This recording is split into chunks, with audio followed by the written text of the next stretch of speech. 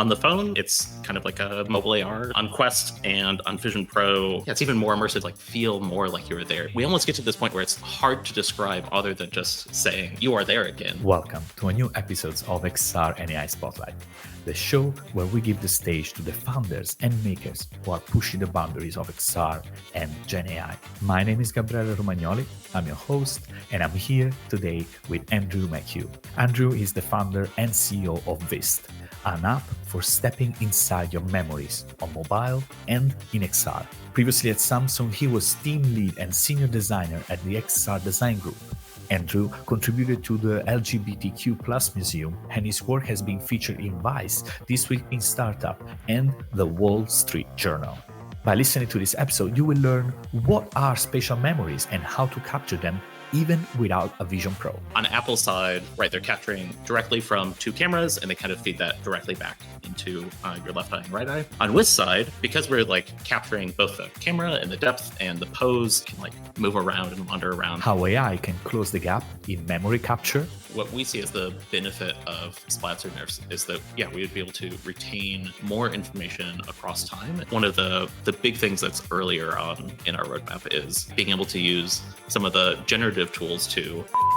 And what drove Andrew to leave Samsung and pursue his passion for capturing spatial memories. For me, it felt more risky to stay at Samsung and continue to build that when I think there should like exist this memory thing. And I know like I am a person who can build that and I can help build the team to build that. But before we get into it, I wanted to thank our sponsor Meshi, who made this episode possible. Meshi is a real powerhouse for generating 3D assets with AI. You can start with a simple text or image prompt and get high quality stylized model in just a minute. One feature that I personally love is the ability to create stylized textures for any mesh, with or without UV, and since the release of Meshing 2.5, pro users can even edit only section of the generated textures with just a text prompt. Try it out, go to meshi.ai, start the 7 days trial, and after that, use the code XRAI20 to get 20% off your subscription. And now, let's welcome Andrew under the spotlight.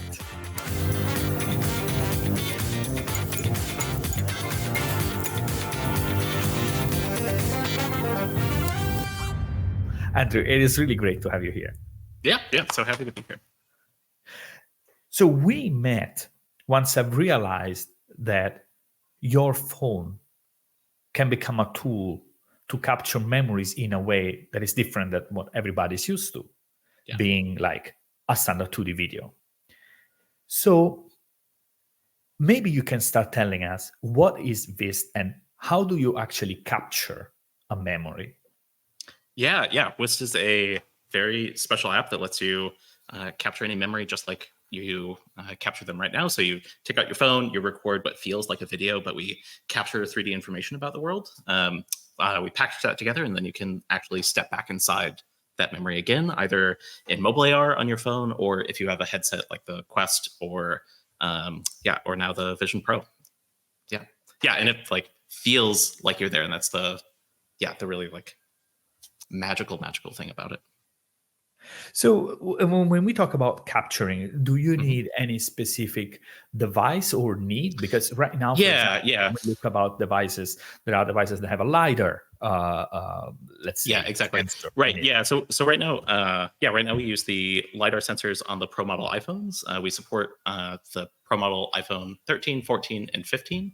And we use that sensor to help reproject the image back into 3D. So, and the process of capturing this memory is basically like as if you do with your phone, right? You take it out, you use that, and then it's processed on the cloud, and then you can re-experience. Right now it's all processed locally. Which is both. I think it's really nice to have all the processing locally on your device. Pretty soon we will have some amount of cloud processing, but kind of TBD on which parts are rolling out when. Okay. That's actually, I find it's a plus, to be honest. Yeah. Because there is always, when you are around, you don't always have the ability to connect, and it's asking to storage later. So I think being able to do it locally, that's also an advantage. But now, Yeah, actually, yeah. Also, like kind of riffing off of that a little bit. Yeah, I think when we started, I didn't quite realize how important that was. It was only after, like as I'm prototyping stuff, there's a time where I was trying to process a memory, the app crashed, and then stuff was lost. And yeah, I think ever since that moment, we've done a lot of work to make sure that like even in crashes, we try to maintain as much information as possible and pull that back. Or offline processing is really important too. Because I don't know. Yeah, this isn't just like a little throwaway moment. It's all of the important moments of our lives. so you mentioned also the aspect of experiencing, right? Because of course that is what you want to do after you have captured it. How does that work? How do you experience a memory? Yeah, definitely. So on the phone, it's kind of like a mobile AR side. So in our app, you can kind of view the memory in the real world. You see the real world, and then the memory is kind of overlaid on it. You can move around and walk around it. On Quest and on Vision Pro, it's even like it's even more immersive. You, of course, like feel more like you were there because you just like it's like we almost get to this point where it's hard to describe other than just saying like you are there again, and that's the like really like heart feeling kind of moment. So because then at that point is let's talk about the fact about putting the headset, right? And let's say you experience that memory immersively. You can actually, and I'm saying because I've done it, right? Because I've tested Wist previously in the past. So it's you are able to pick among the one you have recorded, then you put it in space, right? So it's like if you put a hologram and you decide where to locate it, scale it, I believe as well. Scaling is not available right now. Yeah. Right. But you can like place it and rotate it. And especially if it's a capture that you're playing back in the same place, like that can be really magical if you align it back to your real world. Yeah. Yes, exactly. That's what I think was the trick, that it really, because it has the power to fill in the gaps, I believe, right? A little bit. Yeah. So it's like, right. So I'm a father of a 1.5-year-old. And so, if he's like playing by a couch or something and I realign it, there's something that like clicks in your brain where it just feels so much more there. So, and maybe also there are now, with the Vision Pro, with the ability to record the spatial video, this idea of capturing memories and turning them into something that you can experience immersively is becoming, I mean, of course, I wouldn't say mainstream, but at least more mainstream. More mainstream than we could have ever thought. So how would you say are the differences, and how do you see these two ways of experiencing memory that you have recorded? Yeah, definitely. So I think both Apple and Wist, we both think it's really important that it feels very much like you're taking a video. I think both of us have kind of chosen different constraints. So on Apple's side, right, they're capturing directly from two cameras, and they kind of feed that directly back into your left eye and right eye. And so if I'm just sitting still, the camera I used was basically still. It's a really powerful experience, and similar in some ways to Wist. I think the constraint on Apple's side is once you start moving left or right, or if you rotate your head at all, the image starts to break apart a little bit or feel, a little bit less. Yeah, it feels less like it's there in the world and more like, oh, there's something magical that's just like being shoved in my eyes. On Wist's side, because we're like capturing both the like the camera and the depth and the pose, it feels more like there's this thing back in my world that's this memory, and it can like move around and wander around. So if I'm like following my kid through the hall, I can watch him like physically go through the hall again. Whereas if I'm on the Vision Pro, it's going to be more like I'm kind of locked in the seat and kind of watching the camera move a little bit. And I think too, there's things like a positive on Apple's side is because they're feeding in the left and right camera to your left and right eye, you always see like what was captured directly from the camera.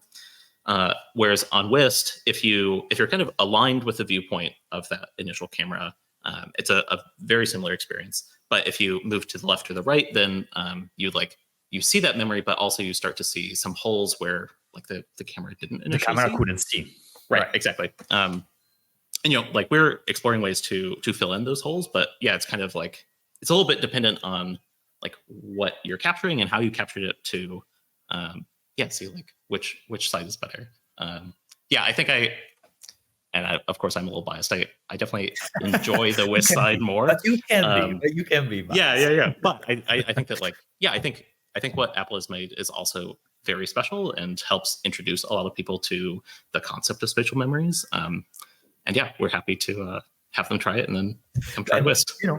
And I think there were two things. First of all, I want to bring up a fact that the way you capture a memory, it's also like very different when you know that you're gonna experience it when you want to experience it in this way. So when you are on your phone, usually, at least me, in a way of sort of like I like to make movies or short clips, cut them afterwards. So I like to get the cinematic, the movement, and this is not exactly the smart move, especially in this case, in both cases, both with an Apple Vision Pro, because you would have problems, I think, moving a lot during the shot, and same thing with WIS as well. Right. Yeah. And it kind of depends on like which cinematic moves you're making. But yeah, there's kind of a set of things that do look really good. But yeah, if you start to move the camera too much, I think in both cases, it starts to feel a little bit uncomfortable. Or on WIS side, like if you're kind of sitting put and the capture kind of like runs away really fast, and that's a little bit disorienting because your capture's gone. Yeah, no, but it's also, I think, thinking about how you need to, in a way, feel like sacrificing a little bit of the storytelling aspect of capturing that memory for the sake of being able of experiencing to its best when it is represented in 3D. Because I think I definitely hear that and notice that in myself too, where like reliving a memory through WIS feels more like the moment is there again. And so there's a little bit of artistry that's taken away because it's just that moment, like as it was. It's fine. It's just right. Yeah. It's a different thing. Exactly. That capturing a moment, like when you describe it as a memory, it's different than just taking a video of you when you are on holiday and capturing. So the art of capturing a memory is also gonna evolve as the technology absolutely yeah right? As we like build up this new language around like what a spatial transition might be, or some of the like cinematic moves, how those might translate into AR and VR. And you also, there is another point that I think it has to do with what many of these tools are now dealing with, and that is those gaps, those holes. So because of course the memory can be reconstructed only from what one camera see, if you have just one camera. And now we see, of course, that sometimes it happens that people recreate those 3D models, but then you realize that they have multiple cameras, of course, in the scene, right? And you were mentioning that you are trying to find ways to close those holes. Maybe can you tell us a little bit, like what are the challenges, what are the things that you are trying? Yeah, definitely. Yeah, I think some of it too is coming from our perspective of, to the user, it should almost always feel like I'm just taking a video that is always that simple. And in some ways, that constrains us some, because if we were like, no, you have to have multiple cameras, then we could do more stuff technically in a different direction. But I think our focus right now is a single camera, and then we do all of the work on the back end. And so some of the stuff we've played with are, like generating 3D models to kind of mesh some of the world to kind of go beyond the frame of the memory. In that initial moment, we've played a little bit with diffusion models to try to fill in some of the holes as you move to the sides. I think right now, some of what we're seeing is that it's just going to take more work and finesse and tuning to really get something nice, and something nice that comes out every time that consumers would be happy with, something that goes beyond just like a prototype or an R&D project. because I think being able indeed to kind of like fill the gap is one of those things that AI is very good at. And Yeah, to a yeah. level of, Mhm. Right. Yeah, yeah, yeah. Yeah. And I think too, it's like one of the things from our perspective is right. So we are not yet launching anything around that. But we can kind of continue to iterate and prototype and play along. And then right, once someone else probably has made a model that's helpful, we can start integrating that with the rest of our processing pipeline. And yeah, kind of like iteratively build up as we go along. Yeah, yeah. There is another important thing, that is the fact of experiencing a memory, and Yeah. how is that experience, for example, together on a day-to-day basis? Because I mean, these have changed dramatically, right? I remember Yeah. when we were kids, we were opening the photo book and we were browsing. Yeah. Now what's happening is something completely different, right? We are reminded by Facebook of something, for example, that happened 10 years ago. Yeah. And that is one way of doing it. Or there is a gigabytes of photos stored somewhere in the cloud that Right. maybe sometimes you stumble on. And now we have this new form of digital memory, right? That is potentially in our pocket. How do you see that being part of our, let's say, life, or re-experiencing this memory? And how do you see that being done alone, together? What's your vision here? Yeah, definitely. Yeah. So right now, Wist is just a single player experience right now. Where yeah, you can view it on multiple headsets, but yeah, there's no multiplayer yet. Yeah, this year we will be rolling out something around social and multiplayer. So something that lets you share with. Our expectation right now is yeah, very like close friends and family seems the most appropriate, because capturing a spatial memory is like just feels more intimate because you are back like in that person's space with their kid perhaps. And so our initial focus right now is trying to build up something around these like close knit groups. And to share a story too, early on we built a prototype where um, yeah during the ultrasound, or during one of the ultrasounds of my son, I captured it in Wist, and then my mom lives back in Missouri. I live out in California, and so it's like a very large distance.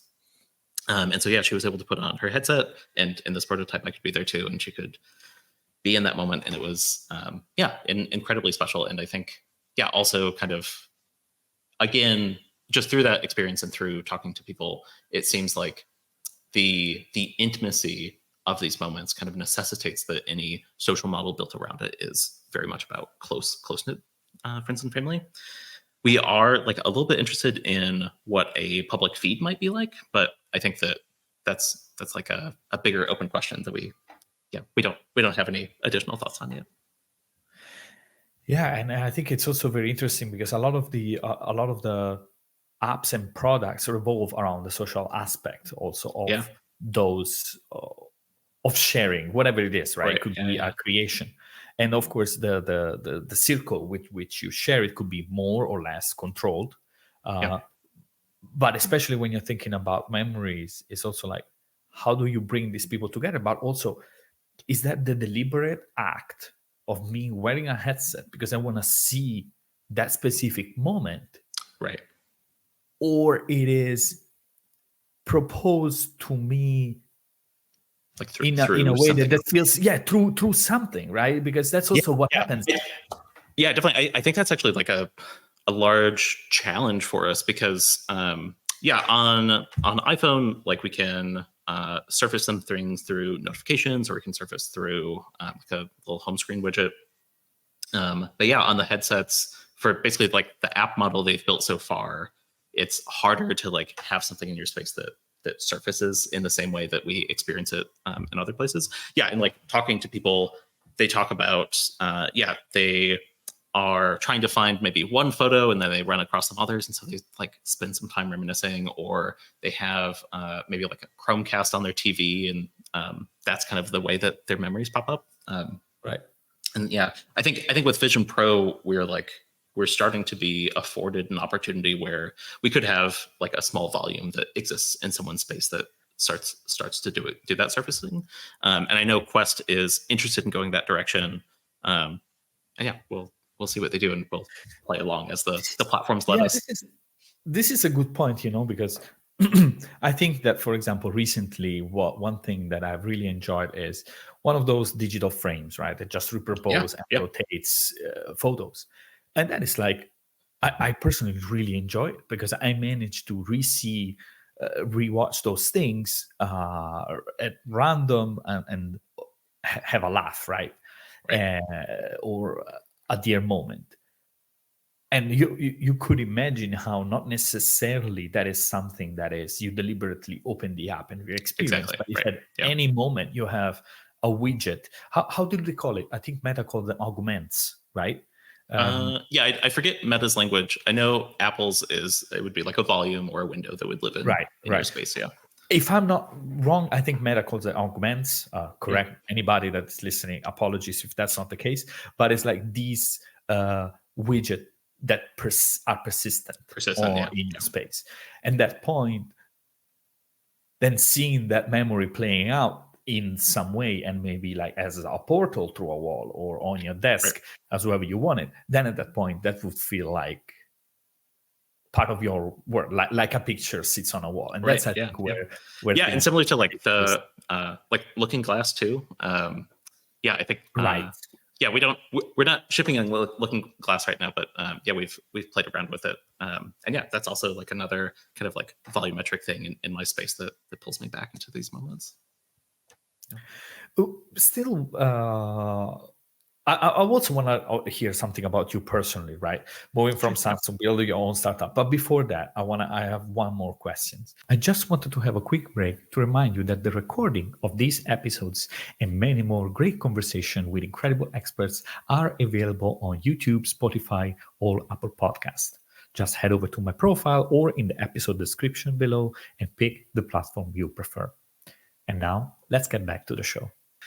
We have seen right now, for example, that there are more and more attempts to using videos to generate, for example, to go to splats, right? There is another way in which, let's say, 3D representation can be created from a camera feed in a way. Yeah. Is that something you have experimented with, or how did that differ? Absolutely. Mm-hmm. And I think something that's special about the data that we are capturing and saving right now is that it's what is it? It's like not entirely trivial, but it's a little bit trivial to map it into the data formats for either Gaussian splatting or NeRFs too. And I think right now one of the limitations we see on that side is it's harder to do dynamic NeRFs or dynamic splats. It's not impossible, and there's, of course, every day there's a lot of research coming out, and so there will absolutely be a day where we kind of switch our rendering engine into something else that is even more immersive. Right, and in that case, is that like a technical? I mean, would you do it, and if so, why? So in this case, I think splats is that you retain kind of like the reflection, for example, right? So, right. Yeah. It would be. I guess what we see as the benefit of splats or NeRFs is that we would be able to retain more information across time, and so like if my son is kind of like running through the hallway in that example, rather than seeing just kind of like the frame of that, how do I explain that? Sometimes I explain it to people as like a WIS capture is like you're in a dark house and you're shining a flashlight somewhere, and wherever that flashlight hits is kind of what's captured. And so, I think right now it's that flashlight's kind of like maybe moving through the hallway with my son. If we implemented through NeRFs or splatting, then you would kind of see the whole hallway. And then my son would just kind of be moving through it, and you would get a little bit more information across time at each point. Yeah. Right. Interesting. I like the comparison, the flashlight, because I think it really explains how that. It's like wherever the light hits is what you see, and where the light doesn't hit is not what the camera captured. Yeah. So with regards also instead, I'm curious. loads. So in terms of performance, Yeah. how does that impact on a mobile device, for example? Is that any limitation? Is that something that also Splats can also help with or not? Yeah, I think on the rendering side we have a lot of overhead that we can do more at render time. Yeah, I think right now on the phone we're a little bit more limited at capture time to make sure that we're either hitting 60 frames a second or very close to 60 frames a second, and all of the data we're capturing and packaging it down into our format. Yeah, that's like our biggest performance bottleneck right now. But yeah, rendering, I think, some of it is, just like making sure we can implement whatever engine across all devices, and that's something we can maintain and it performs well. And it's something we're looking at, but not, have no explicit plans on the roadmap right now. Yeah. No, but I think that maybe before we transition into you a bit, I also was wondering if, so when putting this tool, right, this app in the hands of people, have you seen something that caught your attention or that people used it in unexpected way? I don't know about the unexpected way, but yeah, I think on the caught attention side, my favorite reaction is when someone puts it on and they just say like, "Holy shit!" and they are blown away. And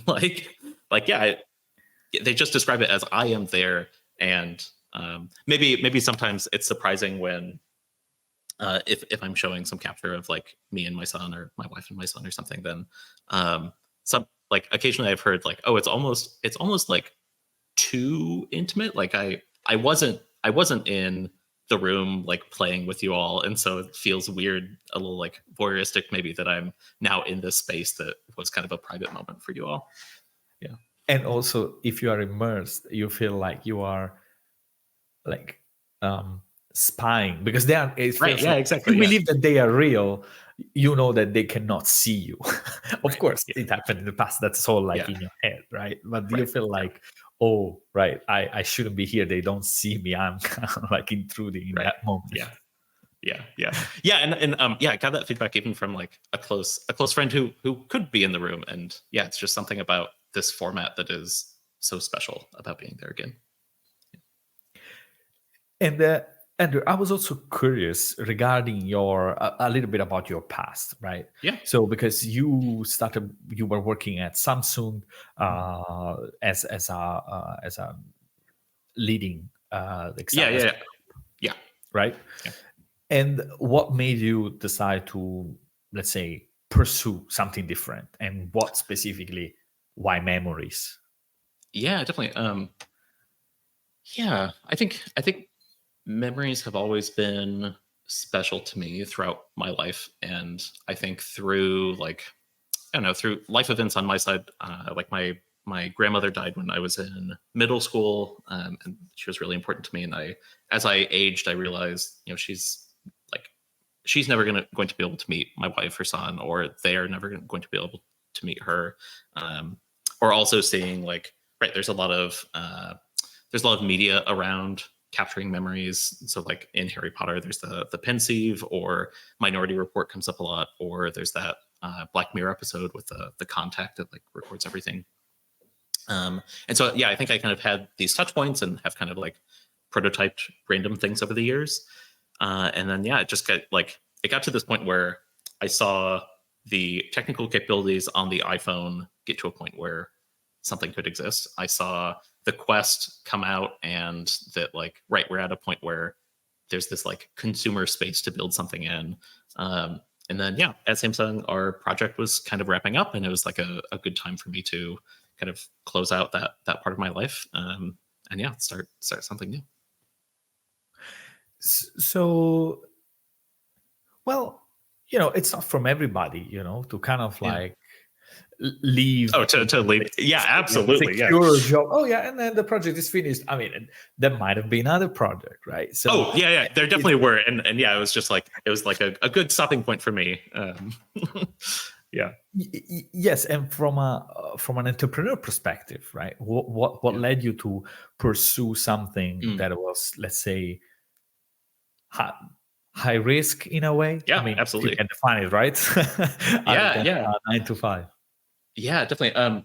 I think I've come to realize through this startup especially that yeah, I think the way that I evaluate risk is just different than other people. For me, like trying to hire other people who are in those roles and like don't want Mhm. to step away. Um, yeah, that I think for me, it felt more risky to stay at Samsung and continue to build that when I think there should like exist this memory thing. And I know like I am a person who can build that and I can help build the team to build that. And so yeah, it felt like right on a risk calculation, that felt right for me to leave at that time. But yeah, then right when I'm trying to hire people and they have families and kids and any startup has a bunch of risk. And yeah, I can definitely empathize with the other side, but maybe didn't realize how much I'm willing to just like jump into the abyss and try stuff out. Right. So it was more of the drive and the fear of missing out this opportunity to build Yeah, something exactly. so Right. important. Yeah. Yeah. And I was curious also because I mean I'm also passionate about design side, right? Yeah. And like the choices that are made when these products are built. So I was also curious a little bit. You as a designer, right? How do you approach building something, an app that, of course, for example, need to exist on a mobile, that needs to Yeah. Yeah. exist Definitely. on a headset, and requires different inputs, right? On, of course, on a phone, you have certain input. This Right. supports hands, if I'm correct, right? Yep. Right. Yeah. Yeah. Yeah. We're yeah. It's very hand centric. Correct. Yeah. So how have you approached the whole design process, and what were the things that you have learned throughout this prototyping experimentation? Yeah. Yeah. Yeah. Learned so much. I think. Yeah. I feel like a lot of my process is about uh yeah, like very early building up these systems or mental models where um, it kind of becomes easier to put the next piece in, which is a yeah, I don't know. That feels like a very abstract way to Yeah, that's a define it. bit big. I have to Right, be but yeah, honest. yeah, it's kind of like uh, right. So maybe I'll like walk through an example a little bit. So um, we need to be able to select a memory in AR in the headset. And I think like right, there's a billion ways we could do that. But also we want to make sure that we are familiar to people who are coming in, especially if Wist is like one of the first apps they try or one of the only apps they use on the headsets. And so yeah, we decided, okay, cool. It's not like the most exciting, it's not the most glamorous, but something like a panel where you have those memories laid out is very familiar. And so we can start there. As users get more familiar, we can kind of like build up from there and make something even more and more magical. Um, and yeah, with a panel, right, our expectation is okay, we're going to try to help them just use hands, help them not have to like learn anything else. So right in the Quest, it has a styling that's a little bit similar to the Vision Pro and some other designs that other I've made before or other companies. There's kind of this like um, yeah, this like broader design that we're going towards where there's like a little grab bar at the bottom of a window or something. And so yeah, in Quest we implement that so that like starts to feel familiar, starts to feel similar to what the user might experience in the rest of the platform. Um, yeah, I guess that's like yeah, I don't know. It's just kind of like that process, and then Yeah, yeah, no, maybe but just like years of you yeah. still bring up another important thing that is like familiarity, right? Mhm. And the trade-off between what is familiarity and magic, or Yeah, yeah, that exactly. ball. So And it's how like do right, we want the magic in like experiencing the memory again, but we don't want other magical experiences to get in the way of like getting to that moment. right? Yeah, And that is, I think, a very important principle that also other people can follow, in yeah, the definitely. sense that like what is the core, when does the magic happen, and then the rest is just should be building a familiar path that Yeah, leads to that magical moment, and then it's up to the designer, it's up to the app to identify what that is, right, but not make the other elements distracting, because you could right, say exactly. the menu could be distracting, and then the scroll bar could be all sorts of Right. like kind of crazy magic, but then Yeah. maybe you Yeah, distract. yeah. And for like a tangible example, one alternative that we played with was right, I have these like little memory bubbles that all kind of float around my space, and I can kind of Right. summon them to me with some special hand gesture, and I can like interact with them in different ways. And maybe we'll get to a point where we're doing that. But for right now, for kind of like where the consumer market is, it makes sense to kind of simplify the beginning, help them get in, and then have the magic be actually experiencing that moment. Right. Interesting though. The idea of the bubble is very nice, Oh, actually. I know, it's so good. It's like, yeah, it's like so fun and playful, and yeah, and I think too it's something where right we have that design, and it can kind of just like simmer in the background, and so like as we continue to revise the app, yeah, there's a point where we might find some unique insight that makes the bubbles kind of blend with something else that's familiar to users, and yeah, helps them engage without having the magic get in the way. Right. Right.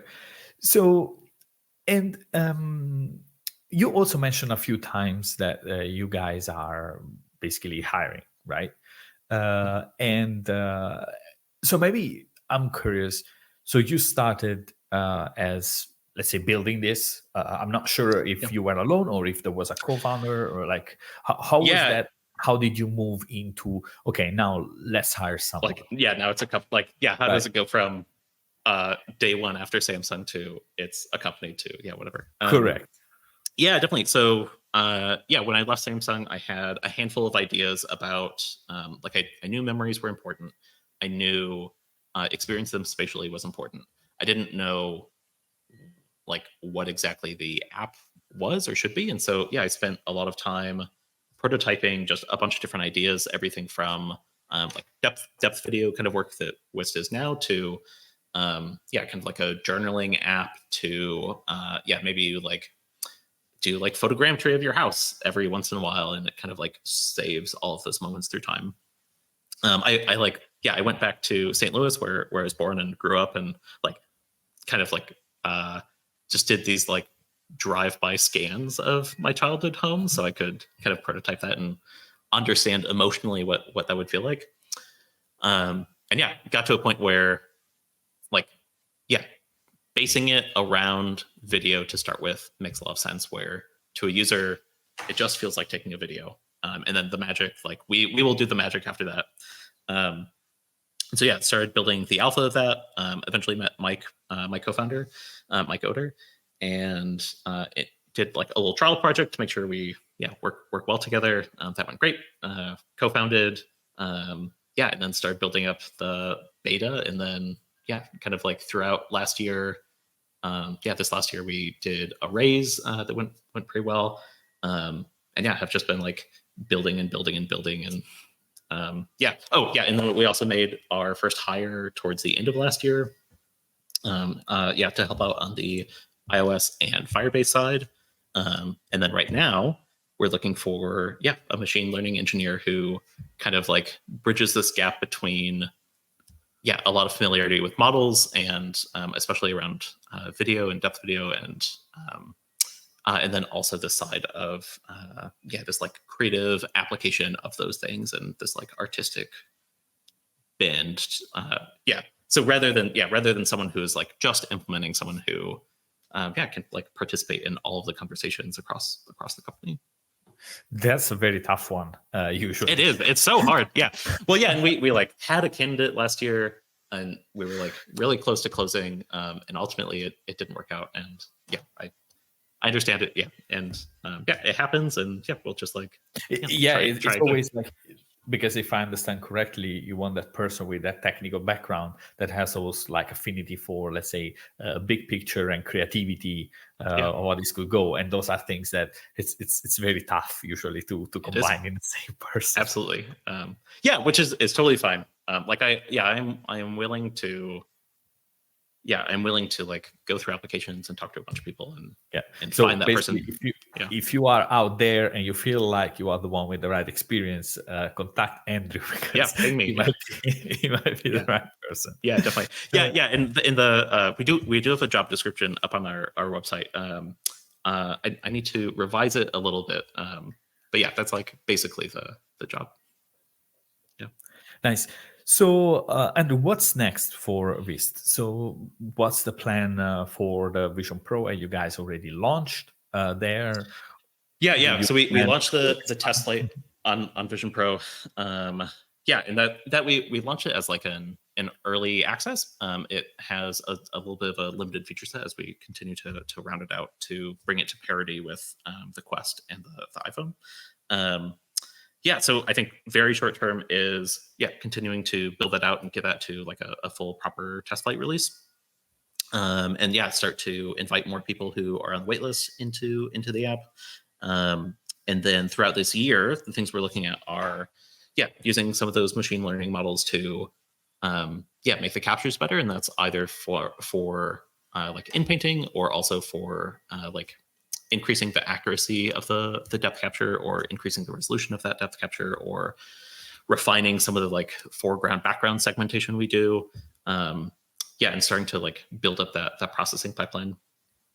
And then I think social and multiplayer is the other like big thing for this year that we are mostly on track to do. Exciting. Also because, if I think what AI can now do with this, let's say upscaling of images, that it's, I wouldn't even say they are upscale, because upscale is just basically like you make the image twice as big. No, right, they exactly, kind of like reimagine it to a way that remains authentic to the original, while enhancing it. And so I can imagine that there is a big difference in doing it from a static to the image to like a feed captured from a video. But of course, we know these things are going very fast, right? And I think that's what also makes it exciting. So the ability to complement those two. But please, no, I think right, yeah. And I think the like one of the things that we've focused on a lot is so the initial data we get from the LiDAR sensor on the phone is kind of lower resolution, and so the depth we get is up to 20 meters, or the depth we're using is up to 20 meters, but then the XY like texture resolution is pretty low, and so that's like one of the big things that's earlier on in our roadmap is being able to use some of the generative tools to like generate the additional pixels that would be if we upscale that image, while using that initial LiDAR data as kind of the ground truth. It can't be 100% the ground truth because that LiDAR data is also noisy, and so it's kind of this balancing act of how good is this model? Like, what can we get from this model? How can we reconcile that with our data? But then also, how can we like maybe trust the model in sometimes more than our data? And so it's a lot of tuning work. Absolutely. And I can imagine. So really exciting. I think I've tested this and I've seen like some great improvements both from the kind of capture as well as the experience itself of just picking the memory and putting it where you want to put it, because that seems all trivial, but like putting an object in the 3D space, specifically align how you want it to be. Those are all things that are important. So I've seen some great improvement, and I look forward to see how this is gonna evolve, both with AI powered memory generation in enhanced, as well as indeed the ability to do that together, because that I think it might be something that breaks really special. Really, really special. Absolutely. So, Andrew, thank you very much. And again, if you are someone technical with the right creative and big level skills and thinking, contact Andrew. But it was a real pleasure, Andrew, to have you. Yeah, thank you so much for having me. Thank you very much for listening in. If you enjoyed the conversation, remember to head to YouTube, Spotify, or Apple Podcasts for more insightful conversation revolving around XR and AI. And if you like the show, please leave a rating on Spotify. It really helps me keep doing this and shine the spotlights on the latest and greatest founders and creative in XR and AI. Till next time.